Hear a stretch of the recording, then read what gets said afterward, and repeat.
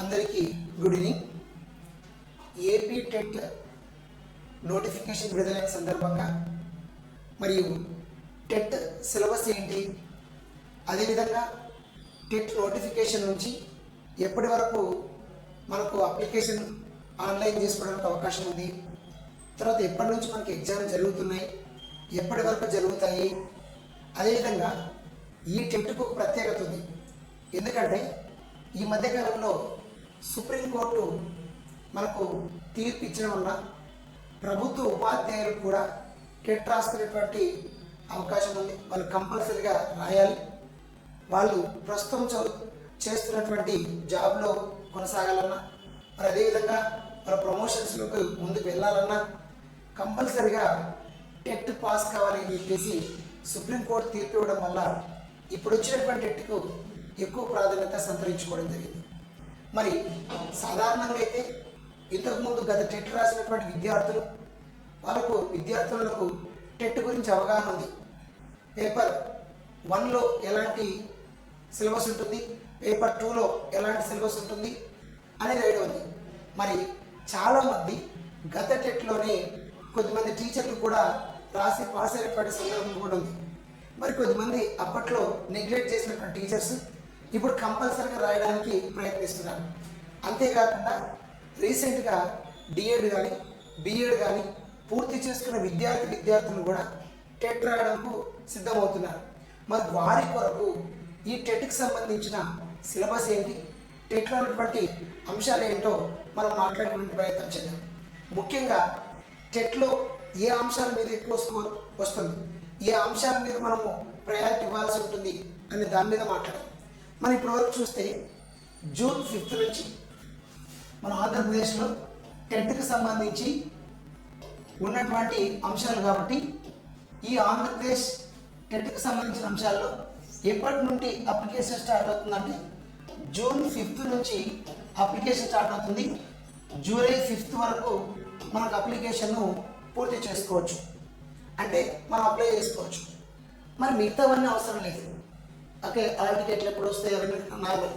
మరి ఎప్పుడు మనకి ఎగ్జామ్ జరుగుతుంది అనేది మనకి ఇంపార్టెంట్గా తీసుకుంటే ఆగస్టు 5 నుంచి ఆగస్టు 25 వరకు, ఆగస్టు 5 నుంచి ఆగస్టు 21 వరకు మనకి ఎగ్జామ్స్ అనేవి జరుగుతాయి. కంప్యూటర్ బేస్డ్ ఎగ్జామినేషన్ జరుగుతాయి కాబట్టి ఆన్లైన్ ఎగ్జామినేషన్స్ నిర్వహిస్తారు. మరి ఈ దశల వారీగా ఓకే మనకు మొదటిగా పేపర్ 1 వాళ్ళకి వస్తుందా, పేపర్ 2 వాళ్ళకి వస్తుందా అనేది మన ఆల్ టికెట్ డౌన్లోడ్లో తెలుస్తుంది. అంటే దాదాపుగా మనం పరిశీలిస్తే జూన్ 5 నుండి ఆగస్టు 5 అని మనం తీస్తుంటే 2 నెలల సమయం ఉంది. 2 months అనేటువంటిది, జూలై ఆగస్టు 2 months అనేది టెట్ రాయడానికి మనకు అవకాశం ఉంది. ఒకవేళ ముందు పేపర్ 1 వాళ్ళకి వస్తే పేపర్ 2 వాళ్ళకు కొద్దిగా లేట్గా జరగడానికి అవకాశం ఉంటుంది. కొన్నిసార్లు లాంగ్వేజ్ వాళ్ళకు ముందు జరుగుతుంది. అది ఆల్ టికెట్ డౌన్లోడ్ బట్టి ఆ డేట్ ముందు వెనక వాళ్ళకు కొద్దిమందికి 5th నుంచి ఇదంటే మరొక 15 days కలిసి వస్తుంది. అంటే దాదాపుగా కొద్ది మందికి మాత్రమే 75 days ఎగ్జామినేషన్ అనేటువంటిది జరగడానికి అవకాశం. ఎవరికి ఎలా ఉందనేది ఆల్ టికెట్ బట్టి మనం తెలుసుకుంటాం. మరి ఇక్కడ ఈ టెట్కి సంబంధించి మరి ఈ 2 నెలలు మాత్రమే ఇప్పుడు చదివితే టెట్ పాస్ కాగలమా, క్వాలిఫై కాగలమా అనేటువంటిది చాలా మందికి డౌట్ ఉంది. ప్రధానంగా మనం టెట్ క్వాలిఫై కావాలి అంటే చూడండి సార్, ఎలా ఉంటుంది మనకు దాదాపుగా ఓసీ వాళ్ళకు వచ్చేసి 60% మార్క్స్ రావాలి, అదేవిధంగా బీసీ వాళ్ళకు వచ్చేసి 50% మార్క్స్ రావాలి, అదేవిధంగా ఎస్సీ ఎస్టీకి వచ్చేసి మనకు 40% మార్క్స్ రావాల్సి ఉంటుంది.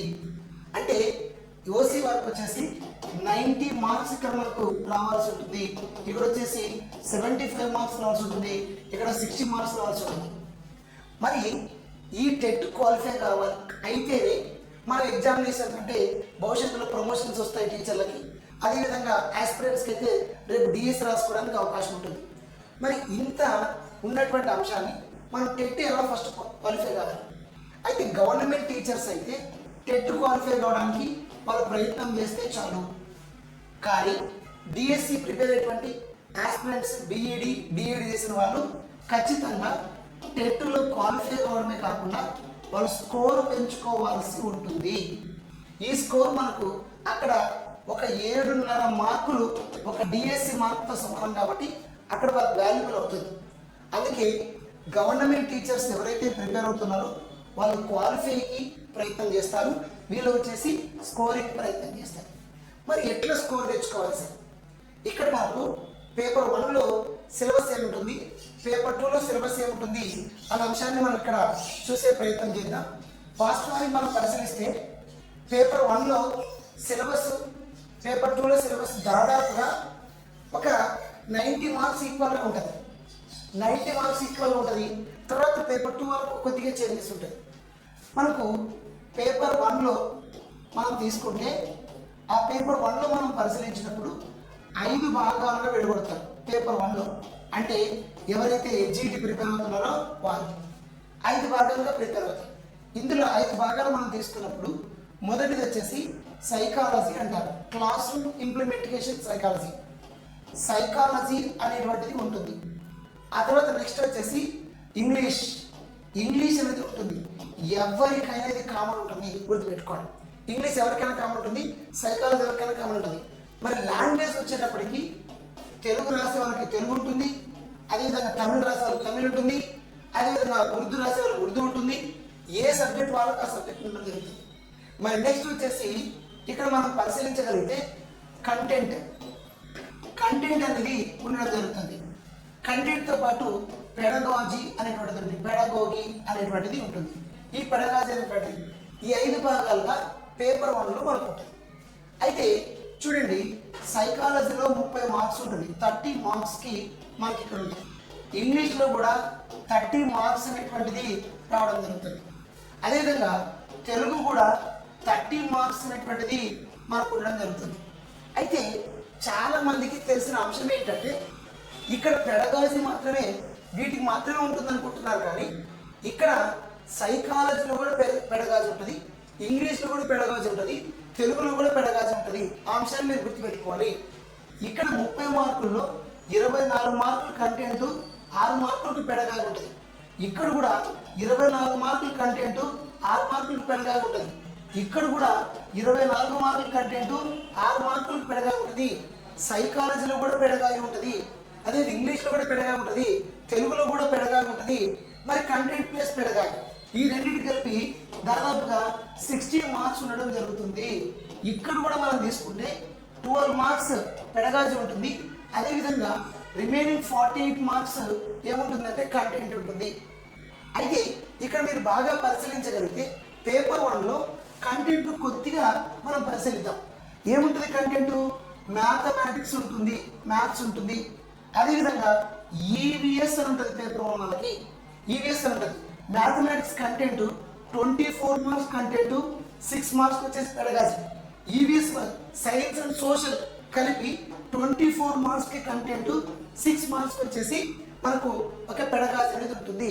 కాబట్టి మ్యాథమెటిక్స్కు ఈవీఎస్కు ఉన్నటువంటి డిఫరెన్స్, ఈవీఎస్ అంటే ఎన్విరాన్మెంట్ సైన్స్, ఇందులో ఫిజిక్స్, అదేవిధంగా కెమిస్ట్రీ, బయాలజీ, సోషల్ స్టడీస్ 4 అన్ని కలిపి ఈవీఎస్ అంటాం. అందుకే ఇక్కడ మనకు పేపర్ 1 కేటగిరీ మనం తీసుకున్నప్పుడు ఈ 150 మార్క్స్ని టెట్లో మనం తీసుకుంటే ఈ రకంగా స్కోర్ డివైడ్ చేసుకోవాలి. చాలామంది సైకాలజీ అంటే కంటెంట్ చదివితే సార్ 30 మార్కులు వస్తుంది అనుకుంటారు. కాదు, సైకాలజీలో ఉన్న చాప్టర్స్ మనం వాటితో పాటుగా పెడగాజీ కూడా చదువుకోవాలి. ఈ పెడగాజీలో ఎన్సీఎఫ్ 2005 కావచ్చు, విద్యా హక్కు చట్టం కావచ్చు, ఎన్ఈపి 2020 కావచ్చు, ఎన్సీఎఫ్ 22-23 కావచ్చు, వాటితో పాటుగా మనకు కొద్దిగా బేసిక్ పెడగాజీ అంశాలు కూడా మనకు ఉండడం జరుగుతుంది సైకాలజీలో. అదేవిధంగా ఐసీటీకి రిలేటెడ్ ప్రశ్నలు కూడా అందులో రావడం జరుగుతుంది. మరి ఇంగ్లీష్లో పెడగాజీ ఉంటుంది, అదేవిధంగా తెలుగులో కూడా పెడగాజీ ఉంటుంది. మ్యాక్సిమంగా ఇవన్నీ కంటెంట్కి సంబంధించినటువంటివి, ఇవి పెడగాజీకి సంబంధించినటువంటివి. ఇక్కడ కూడా తీసుకుంటే మనం పరిశీలిస్తే ఇక్కడ కూడా 24 మార్కులు మ్యాథమెటిక్స్, 24 మార్కులు ఈవీఎస్, ఇవి కంటెంట్. ఇక్కడ పెడగాజీ 6 మార్కులు, ఇక్కడ పెడగాజీ 6 మార్కులు. దీన్ని మీరు పరిశీలించండి. టోటల్గా పెడగాజీ 30 మార్క్స్ ఉంటుందన్న విషయాన్ని మీరు మర్చిపోకూడదు. మిగతా వచ్చేసి మనకి ఇవన్నీ 24 మార్కులు, 120 మార్క్స్ అనేటువంటిది కంటెంట్ అనేది ఉండడం జరుగుతుంది. ఇది పేపర్ 1లో ఉండేటువంటి విషయం. మ్యాక్సిమంగా పేపర్ 2 కూడా ఇదే ఉండడం జరుగుతుంది. సేమ్ అంటే ఇక్కడ కూడా ఏమవుతుంది, ఇవన్నీ కూడా సేమ్ యాజ్ ఇట్ ఈస్ గా ఉంటాయి. పేపర్ 2 కూడా సేమ్ మార్కులే ఉంటాయి, ఏం చేంజెస్ ఉండవు. ఎందుకంటే పేపర్ 2లో కూడా మనం తీసుకున్నప్పుడు సేమ్ సైకాలజీకి 30 ఉంటుంది, అదేవిధంగా ఇంగ్లీష్కి 30 ఉంటుంది, మరి తెలుగు 30 ఉంటుంది. అయితే స్కూల్ అసిస్టెంట్ లెవెల్లో పేపర్ 2 వచ్చేటప్పటికి వాళ్ళకి ఏమవుతుంది అంటే కంటెంట్ 48 మార్క్స్ ఉంటుంది, పెడగాజీ 12 మార్క్స్ ఉంటుంది. మరి ఇందాక ఇక్కడ చెప్పాం కదా, ఇది కంటెంట్ అనేటువంటిది 48 మార్క్స్ ఉంటుంది, పెడగాజీ అనేటువంటిది 12 మార్క్స్ ఉంటుంది. అది పేపర్ 2 వాళ్ళకు ఉంటుంది. ఇక్కడ మనం పరిశీలించాల్సింది ఏంటంటే సేమ్ సిస్టము, ఇక్కడ కంటెంట్ ని మ్యాథ్స్ అండ్ ఈవీఎస్ గా మారుస్తారు పేపర్ 1లో. అదే పేపర్ 2 వచ్చేటప్పటికి వాళ్ళ కంటెంట్ వాళ్ళ పెడగాజీ అనేటువంటిది ఉండడం జరుగుతుంది. కాబట్టి ఆస్పిరెంట్స్ బాగా గుర్తుపెట్టుకోవాలి, కంటెంట్ కి 48 మార్క్స్ ఉంటుంది, పెడగాజీకి వచ్చేసి 12 మార్క్స్ ఉంటుంది అనేటువంటిది మనం గుర్తించుకోవాల్సినటువంటి అంశం. అయితే చాలా మందికి తెలుసు, కానీ కొంతమందికి వాళ్ళకు చెప్తున్నాను, మనకు తెలియజేశారు. సార్ పేపర్ 1లో వాళ్ళు ఎంతవరకు చదవాలి కంటెంట్ అన్నారు అనుకోండి. ఈ కంటెంట్ను దాదాపు మనకు 3 నుంచి 8 తరగతుల సిలబస్ జరిగితే వాళ్ళు పేపర్ 1కి కంప్లీట్ అవుతారు. మరి అదే పేపర్ 2 వాళ్ళు కంటెంట్ ఎంతవరకు చదవాలంటే వాళ్ళు వచ్చేసి 10th వరకు చదవాల్సి ఉంటుంది. 6 నుండి 10th వరకు చదివితే పేపర్ 2 వరకు స్కోర్ రావడానికి అవకాశం ఉంటుంది. మరి చాలా మంది టెట్ క్వాలిఫై కాకపోతున్నారు. ముఖ్యంగా మనం పరిశీలించగలిగితే ఇక్కడ మీరు పరిశీలించండి, ఇక్కడ చాలా వరకు మనం తీసుకుందాం. మనకు ఉండేటువంటి వాళ్ళు ఎవరంటే మ్యాథ్స్ వాళ్ళు ఉన్నారు, అదేవిధంగా సైన్స్ వాళ్ళు ఉంటారు, తర్వాత సోషల్ వాళ్ళు ఉంటారు, తర్వాత తెలుగు వాళ్ళు ఉంటారు. వాళ్ళు తెలుగు సపరేట్ వాళ్ళు ఉండడం జరుగుతుంది, వాళ్ళ కంటెంట్ వాళ్ళ మెథడ్స్ ఉంటుంది. ఇంగ్లీష్ వాళ్ళ కంటెంట్ వాళ్ళ మెథడ్స్ ఉండడం జరుగుతుంది. వాళ్ళ కామన్గా ఉండేటువంటి తెలుగుతో పాటు కామన్గా ఉండేటువంటి ఇంగ్లీష్తో పాటు వాళ్ళకి సపరేట్గా ఉండడం జరుగుతుంది. కాబట్టి అయితే ఇక్కడ మనకి ఏం చేయడం జరిగింది, టెట్ ఎప్పుడైతే నిర్వహించారో దాదాపుగా టెట్ 2011 నుంచి టెట్ అనేది నిర్వహించడం జరుగుతుంది. నిర్వహించినప్పుడు మ్యాథ్స్ అండ్ సైన్స్ వాళ్ళని ఒక గ్రూప్ గాను, సోషల్ స్టడీస్ వాళ్ళని ఒక గ్రూప్ గాను చేశారు. ఎవరైతే మ్యాథమెటిక్స్ ఉన్నటువంటి వాళ్ళు ఉన్నారో వాళ్ళు మ్యాథమెటిక్స్ ప్లస్ సైన్స్ ఈ రెండు చదవాల్సి ఉంటుంది. ఈ రెండిట్లో వాళ్ళకు దాదాపుగా మనకు 48 marks content plus 12 marks pedagogy అనేది ఉంటుంది. అంటే మ్యాథమెటిక్స్ చదివే వాళ్ళు సైన్స్ చదవాలి, సైన్స్ చదివే వాళ్ళు మ్యాథమెటిక్స్ చదవాలి. ఈ రెండింటికి కలిపి కంటెంట్ అనేది 48 మార్క్స్ వాళ్ళకి ఇవ్వడం జరిగింది. అదే సోషల్ స్టడీస్ పేపర్ 2 చదివే వాళ్ళకి మాత్రం 48 మార్క్స్ కంటెంట్ ఉంటుంది, 12 మార్క్స్ పెడగాజీ ఉంటుంది. వీళ్ళు సపరేట్గా వాళ్ళ కంటెంట్ మాత్రమే వాళ్ళు చదువుకోవడం జరుగుతుంది. కాబట్టి ఈ రకంగా టెట్ అనేటువంటిది ఉంటుంది అనే అంశాన్ని మీరు గుర్తుపెట్టుకోవాలి. మరి ఎట్లా క్వాలిఫై కావాలి సార్, ఎట్లా మార్క్స్ తెచ్చుకోవాలి సార్? టెట్లో ఫస్ట్ టైం టెట్లో కూడా మనం క్వాలిఫై కావచ్చు, ఫస్ట్ టైం టెట్లో కూడా మనం సక్సెస్ కావడానికి పాసిబుల్ ఉంటుంది. ఓసీ వాళ్ళు కూడా 90 మార్క్స్ తెచ్చుకోవడానికి ఛాన్స్ ఉంటుంది. మరి ఏం చేస్తే 90 మార్క్స్ తెచ్చుకోవచ్చో ఒక అంశాన్ని చూడండి.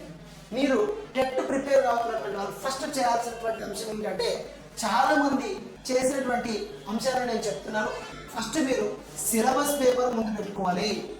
సిలబస్ పేపరు టెట్ సిలబస్ పేపర్ను మనం గ్యాదర్ చేసుకోవాలి. ఆ తర్వాత ప్రీవియస్ పేపర్స్ ఏవైతే ఉన్నాయో ఆ ప్రీవియస్ పేపర్స్ను మీరు తీసుకోవాల్సి ఉంటుంది. ఆ ప్రీవియస్ పేపర్స్ తర్వాత కన్సర్న్ మెటీరియల్ తీసుకోవాల్సి ఉంటుంది.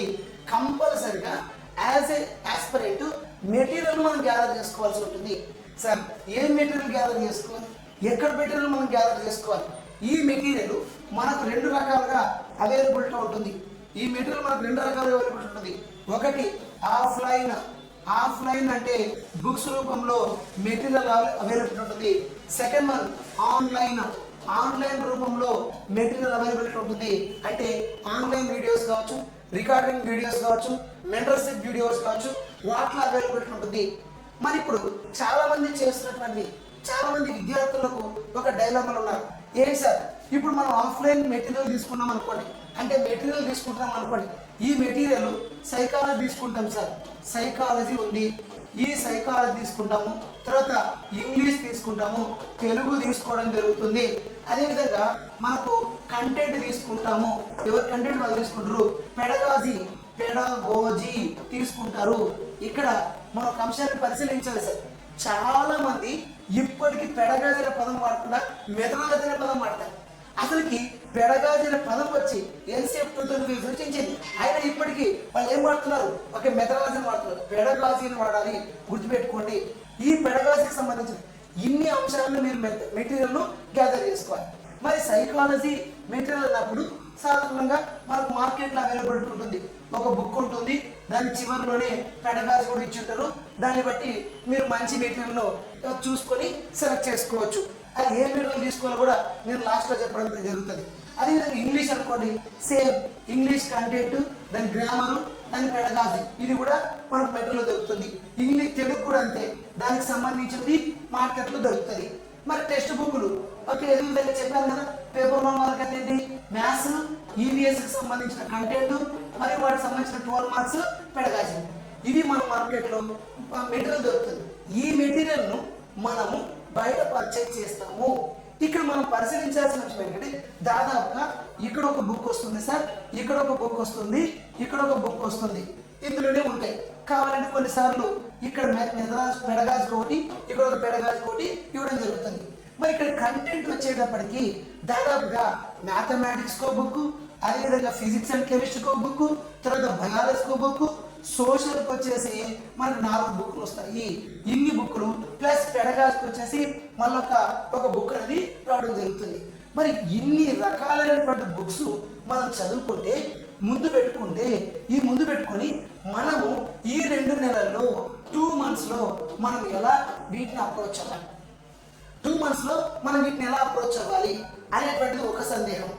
కొత్తగా చదువుతున్నటువంటి వాళ్ళకి వచ్చేటువంటి ఆలోచన. మరి దీన్ని మనం ఎలా అధిగమించాలి, ఈ యొక్క సమస్యను మనం ఎలా ఓవర్కమ్ చేయాలి అనేది మనం చూద్దాం, ఎట్లా చేయాలనేది. మరి నెక్స్ట్ ఆన్లైన్ చేద్దాం సార్. ఇది ఒక మెథడ్. క్వాలిఫై కావడానికి, వాళ్ళు సక్సెస్ కావడానికి ఆన్లైన్ ఒక మెథడ్. వీళ్ళు ఏం చేస్తారంటే ఆన్లైన్లో మనకు తెలిసినటువంటి వాళ్ళ దగ్గర నుండి ఆన్లైన్ కోర్సులు అనేటువంటివి తీసుకోవడం జరుగుతుంది. ఆన్లైన్ కోర్సులు తీసుకుంటారు. మరి ఆన్లైన్ కోర్సులు తీసుకునేటువంటి వాళ్ళు ఏం చేస్తారు సార్ అంటే వాళ్ళు చెప్పేటువంటి డైలీ ఇన్ఫర్మేషన్ నోట్ చేసుకోవడం జరుగుతుంది. నోట్ చేసుకున్న తర్వాత వాళ్ళు ఎగ్జామ్ పెట్టడం జరుగుతుంది. మరి ఇప్పుడు మనం స్టార్ట్ చేస్తే ఈ వీడియోలన్నీ మనం చూసి నోట్ చేసుకొని ఎగ్జామ్స్ రాసి మరి చివరికి మనకి ఎంతవరకు గుర్తుంటుంది అనేటువంటిది కూడా ఒక సందేహం. దీంట్లో కూడా మనం ఎట్లా సక్సెస్ కావాలి, దీని ద్వారా కూడా ఎలా సక్సెస్ కావాలో చెప్తాను. ఈ మెటీరియల్ ద్వారా మనం ఎలా క్వాలిఫై కావాలి, ఆన్లైన్ ద్వారా కూడా ఎలా మనం క్వాలిఫై కావాలి అనేటువంటిది చెప్తాను. వాస్తవానికి అయితే ఈ 2 సిస్టమ్స్ వల్ల ఈ వితిన్ 2 పీరియడ్లో స్టార్టింగ్ చేస్తే క్వాలిఫై కావడం కొద్దిగా కఠినతరమే, కానీ కొన్ని స్ట్రాటజీస్ ఉపయోగిస్తే క్వాలిఫై కావచ్చు. మరి ఎలా చదివితే మనం ఈ 2 నెలల్లో టెట్ క్వాలిఫై కాగలము అనే దాని గురించి మీకు ఇప్పుడు చెప్పే ప్రయత్నం చేస్తాను. అదొక్కటి చేయగలిగితే మనం ఈజీగా సక్సెస్ కావడం జరుగుతుంది. చాలా మందికి ఉన్న సందేహం, ముఖ్యంగా గవర్నమెంట్ టీచర్స్కి అయితే దీన్ని ఏమంటామంటే ఒక అవరోధంగా మారడం జరిగింది. ఏంటి సార్ దాని అవరోధం అంటే ఎలా మనం ఇప్పుడు ఈ వయసులో మనం ఎలా దీన్ని చదవాలి, ఎలా గుర్తుపెట్టుకోవాలి, ఎలా చేయాలి అనేటువంటి ఆలోచనలో పడడం జరిగింది. మనకు కొద్దిగా ఆలోచించడం కూడా జరుగుతుంది. కొద్దిగా వీళ్ళు ఏమవుతున్నారంటే ఒక మెంటల్ టార్చర్ కూడా అనుభవించడం జరుగుతుంది. అలాంటి వాళ్ళకు సపరేట్గా చాలా మంది సపరేట్ బుక్స్గా రిలీజ్ చేయడం జరుగుతుంది. అంటే ఇక్కడ పరిశీలించాల్సిన అంశం ఏంటంటే టీచర్స్కి సపరేట్ బుక్లు వదిలినంత మాత్రాన, టీచర్స్ సపరేట్ బుక్లు చదివినంత మాత్రాన, అదేవిధంగా సపరేట్ ఆన్లైన్ వీడియోలు చూసినంత మాత్రాన, స్టూడెంట్స్ సపరేట్ వీడియోలు చూసినంత మాత్రాన మనం క్వాలిఫై అవుతామని కాదు. ఏం చేయాలి అంటే అసలుకి ఇక్కడ ఏమి ఎక్కువ చదివితే మనం సక్సెస్ అవుతాం, ఈ అంశాల మీద ప్రిపేర్ చేస్తే మనం ఎక్కువగా సక్సెస్ అవుతాం అనే దాని మీద మీరు ప్రిపేర్ కావాలి. కాబట్టి మీ ఓన్ వేలో మీకు ఏదైతే ఈజీ, ఏ మెథడ్ అయితే ఈజీ, ఏ పద్ధతి అయితే ఈజీ దాని మీద మీరు ఫోకస్ చేయండి. రెండిటికి మెటీరియల్ ఆధారంగా జరిగినా సక్సెస్ అవ్వచ్చు, ఆన్లైన్ వీడియోలు చూసినా సక్సెస్ కావచ్చు. అయితే మీకున్న పరిధిలో మీరు ప్లాన్ చేసుకోండి. మ్యాక్సిమంగా నేనైతే ఏం చెప్తానంటే నాకున్న ఎక్స్పీరియన్స్ ప్రకారము మనము సైకాలజీ తీసుకోవాలి, సైకాలజీ మీద గ్రిప్ తెచ్చుకోవాల్సి ఉంటుంది. ఈ సైకాలజీలో కొన్ని ఏరియాస్ ఖచ్చితంగా ఆ ఏరియాను బిట్లు అడుగుతూ ఉంటాడు. ఆ ఏరియాలను మనం రిఫర్ చేసుకోవాల్సి ఉంటుంది. అంటే సైకాలజీలో 24 మార్క్స్ వస్తే ఈ 24 మార్క్స్లో దాదాపుగా 16 మార్క్స్ టు 18 మార్క్స్ మధ్యలో రిపీటెడ్గా వచ్చే ఏరియాస్ ఉన్నాయి. ఆ ఏరియాస్ను మీరు ఎక్కువగా తరువుగా ఫాలో అయితే మనం మినిమం ఇందులో 16 మార్క్స్ టార్గెట్ చేయవచ్చు. మరి ఆ ఏరియాస్ ఏమున్నాయి సార్? సైకాలజీలో ఉన్న చాప్టర్స్ ఏరియాస్ ఏమున్నాయి అంటే కొన్ని సపరేట్గా కాన్సెప్ట్స్ సైకాలజీ సంబంధించిన కాన్సెప్ట్ చేయడం జరిగింది. దాంట్లో మీరు చూడండి, ఆ కాన్సెప్ట్ చదవగలిగితే వీటి మీద అవగాహన రావడం జరుగుతుంది. వాస్తవానికి ఒక అక్కడక్కడ చదివితే కాన్సెప్ట్ అవగాహన రాదు, ప్రతి అంశాన్ని క్షుణ్ణంగా చదివితేనే వస్తుంది. కానీ ఈ 2 monthsలో మనకు తప్పదు కాబట్టి వాటి ఏరియాస్ మాత్రమే రెఫర్ చేసుకోగలిగితే ప్రశ్నకు సమాధానం చేయడానికి ఛాన్స్ దొరుకుతుంది అనేది మన ఒపీనియన్ అన్నమాట. కాబట్టి సైకాలజీలో 24 మార్క్స్లో మరి 6 మార్క్స్ ఈ పెడగాజీకి సంబంధించి ఒక విద్యా హక్కు చట్టం ఆర్టీఈ ఎడ్యుకేషన్ యాక్ట్ గురించి, అదేవిధంగా మనకి ఎన్సిఎఫ్ 2005 గురించి, నేషనల్ కరికులం ఫ్రేమ్వర్క్, అదేవిధంగా ఎన్ఈపి 2020 గురించి దీని మీద కంపల్సరీగా బిట్ అడుగుతాడు. కంపల్సరీగా ఇక్కడ బిట్ అడగడానికి ఛాన్స్ ఉంది. ఐసీటీ గురించి కూడా బిట్ అడగడానికి ఛాన్స్ ఉంది. మీరు ఓపిక ఉన్నంత వరకు ఈ ఏరియా మీద ఫోకస్ చేయండి. ఎందుకంటే తక్కువ సిలబస్లో 6 మార్క్స్ టార్గెట్ చేయడానికి ఛాన్స్ ఉంటుంది, లేదా మినిమం 4 మార్క్స్ టార్గెట్ చేయడం ఉంటుంది. ఇక్కడ హెవీ సిలబస్ కాబట్టి వీటిలో ఎక్కువ మార్కులు టార్గెట్ చేయడానికి చాలా తక్కువ ఛాన్స్ ఉంది. కాబట్టి వీటి మీద ఒకసారి రెఫర్ చేయండి, వీటి మీద ఎక్కువ ఫోకస్ చేయండి, డైరెక్ట్గా బిట్ అడగడానికి ఛాన్స్ ఉంది. కాబట్టి సైకాలజీని మనం ఇలా అధిగమించవచ్చు. మరి ఇంగ్లీష్లో స్కోర్ సాధించాలి అంటే ఇది మనం బాగా పరిశీలించాలి. ఇంగ్లీష్ చాలా వాల్యుబుల్ ఇన్ఫర్మేషన్. ఇందులో కొన్ని స్ట్రాటజీస్ ఉంటాయి, వాటి మీదే ఎక్కువగా బిట్లు అడుగుతున్నాడు. అంటే నార్మల్ రూల్స్ కాకుండా స్పెషలైజ్డ్ రూల్ ఉన్నటువంటి వాటిలోనే క్వశ్చన్స్ అనేవి అడుగుతున్నాడు. నార్మల్ రూల్స్ మనం వదిలేసి స్పెషలైజ్డ్ రూల్స్ మాత్రమే ఎక్కువ ప్రాక్టీస్ చేశారనుకోండి, దాని మీద ఎక్కువ క్వశ్చన్స్ అడుగుతారు. కాబట్టి you should reach your goal అనేది మనం గుర్తుపెట్టుకోవాలి ఇంగ్లీష్లో. అదేవిధంగా ఈ తెలుగుకు సంబంధించినటువంటి అంశాల్లో మీరు కొన్ని చాప్టర్స్ ప్రీవియస్ పేపర్స్ పరిశీలిస్తే రిపీటెడ్గా వచ్చేటువంటి ఏరియాస్ ఉన్నాయి. ఆ ఏరియాస్ మీద కంటిన్యూగా మనం ప్రాక్టీస్ చేయండి. ఫస్ట్ చేయాల్సింది ఏంటంటే ఈ 3 అంశాలలో మీరు చాప్టర్ వైజ్ చదవండి. ఒకసారి చదివిన తర్వాత ఆ చాప్టర్ వైజ్ బిట్స్ ఉంటాయి, బిట్స్ చేయండి. ఆ తర్వాత ప్రీవియస్ బిట్స్ ఉంటాయి ఆ చాప్టర్కి సంబంధించి. ఇలా 3 దశల్లో ప్రతి చాప్టర్ చదవండి. ఫస్ట్ ఆ చాప్టర్ చదవండి, ఆ తర్వాత దాని వెనుక బిట్స్ చేయండి, ఆ తర్వాత ప్రీవియస్ బిట్స్ చేయండి. ఒకవేళ మనకి ఇంకా ఈ బిట్స్ చేసేటప్పుడు కానీ ఈ ప్రీవియస్ బిట్స్ చేసేటప్పుడు కానీ మీరు సక్రమంగా స్కోర్ రాలేదనుకోండి, అప్పుడు మీరు ఏం చేస్తారంటే మరొకసారి ఆ చాప్టర్ను చదివిన తర్వాత మళ్ళీ ప్రాక్టీస్ చేయండి, మళ్ళీ ప్రీవియస్ బిట్స్ చేయండి. అలా కంప్లీట్ అయిన తర్వాత సెకండ్ చాప్టర్కి వెళ్ళండి. ఆ సెకండ్ చాప్టర్లో కూడా సేమ్ మెథడ్. ఇలా మీరు ఒక సిస్టమేటిక్గా ఒక పద్ధతి ప్రకారము స్లోగా చేసుకుంటూ వెళ్తే మ్యాక్సిమంగా మనం క్వాలిఫై అవ్వడానికి అవకాశం ఉంటుంది మిత్రమా, గ్యారెంటీగా ఉంటుంది సార్. ముఖ్యంగా ఇన్ సర్వీస్ టీచర్స్ చేయాల్సింది ఏంటంటే మీరు ఫస్ట్ చేయాల్సింది మేము టెట్ క్వాలిఫై కాలేమేమో అనేటువంటి అపోహను తొలగించండి. అపోహలు ఎలాగో ప్రభుత్వం ఏర్పాటు చేసింది కాబట్టి ఆ ప్రభుత్వం చెప్పినటువంటి విధి విధానాలను మనం అనుసరించాలి. కాబట్టి కంపల్సరీగా మనం రాయాల్సిందే. ఆల్రెడీ రాసిన వాళ్ళు క్వాలిఫై అయ్యారు కొద్దిమంది, మరి మిగతా వాళ్ళు కూడా క్వాలిఫై కావాలి. కాబట్టి మీరు క్వాలిఫై దాదాపు మనం పరిశీలిస్తే ఒక స్టూడెంట్స్ కంటే టీచర్సే ఎక్కువ మంది క్వాలిఫై అయ్యారు. కాబట్టి మనం ఎందుకు క్వాలిఫై కావాలనేటువంటి ఆలోచన, మీరు క్వాలిఫై కాలేమో అనే ఆలోచన తొలగించండి. క్వాలిఫై కావడానికి ఒక మార్గాలను వెతకండి. అది ఆ అంశాన్ని దృష్టిలో పెట్టుకుంటే మీరు క్వాలిఫై కావడానికి ఛాన్స్ ఉంటుంది. కాబట్టి ఇది మనకు దీంట్లో ఉన్నటువంటిది.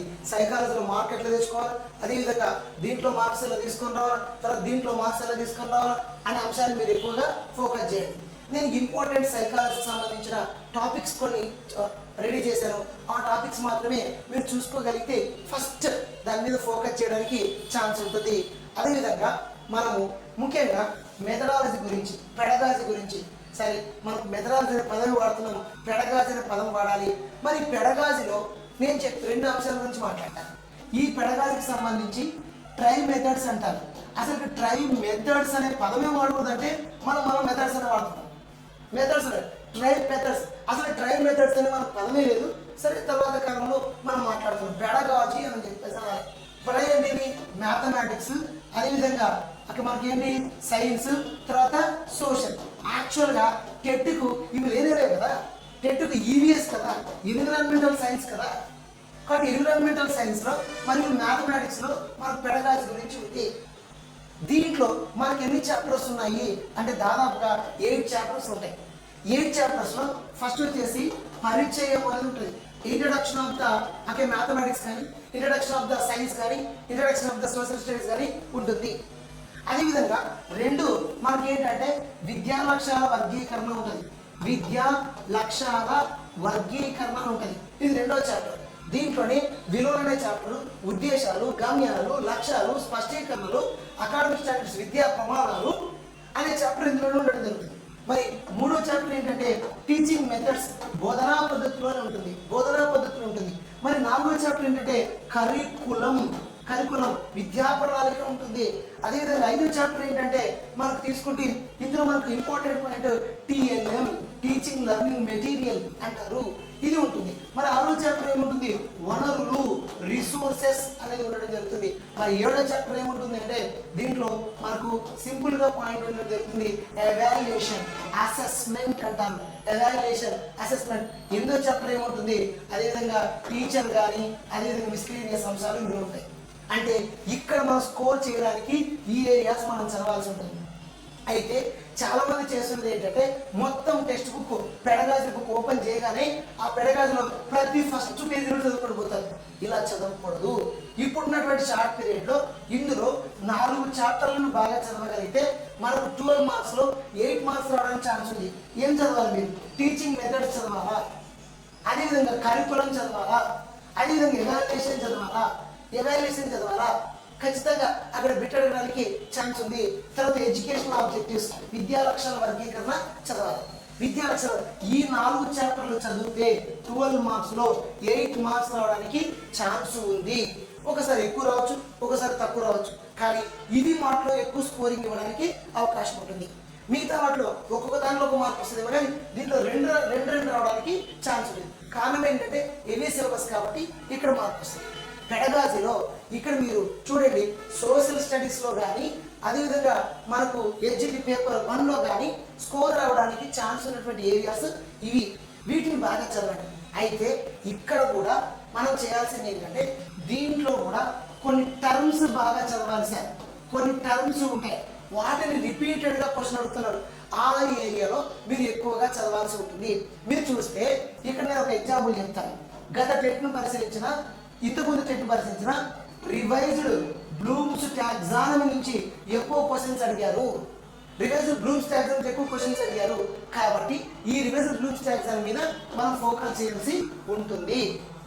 కాబట్టి ఏ పాయింట్స్, కొన్ని టర్మ్స్ దాదాపుగా ఇందులో నేను ఒక ఎన్ని టర్మ్స్ అంటే దగ్గర ఒక మనకు 50 to 100 దగ్గర ఆ మధ్యలో ఉండేటువంటి, అంటే ఎక్కువ కావచ్చు తక్కువ కావచ్చు, తయారు చేస్తున్నాం. అంటే పెడగాజీలో స్కోర్ రావడానికి ఏ టర్మ్స్ చదివితే మనం మ్యాక్సిమంగా మామూలుగా చదువుతాం సిస్టమేటిక్గా, చివరిలో ఒకసారి రివైజ్ చేసుకోవడానికి, అంటే ఓవర్ వ్యూ కావడానికి నేను ఈ పెడగాజీలో ఒక దాదాపుగా 50 నుంచి 100 పదాల మధ్యలో టర్మినాలజీ అవి కూడా చూసుకోగలిగితే సక్సెస్ కావడానికి పాసిబిలిటీ ఉంటుంది. ఫర్ ఎగ్జాంపుల్గా మనకు మెటా కాగ్నిటివ్ అనే పదం వాడతారు. మెటా కాగ్నిటివ్ అనే పదం వాడతారు. ఇది నిర్వచనం ఏంటి అని అడగడానికి ఛాన్స్ ఉంది. మెటా కాగ్నిటివ్ అంటే అర్థం ఉందన్నమాట. అంటే దీన్ని తెలుగులో అభివాద జ్ఞానం లేదా సంజ్ఞానాత్మక జ్ఞానం అంటారు. దాన్ని మనం ఏం చేయాలి, ఒక నేర్చుకోవాల్సి ఉంటుంది. అది కంపల్సరీ బిట్ అడగడానికి ఛాన్స్ ఉంది. రివైజ్డ్ బ్లూమ్స్ టాక్సానమీలో వచ్చేటువంటి పదం.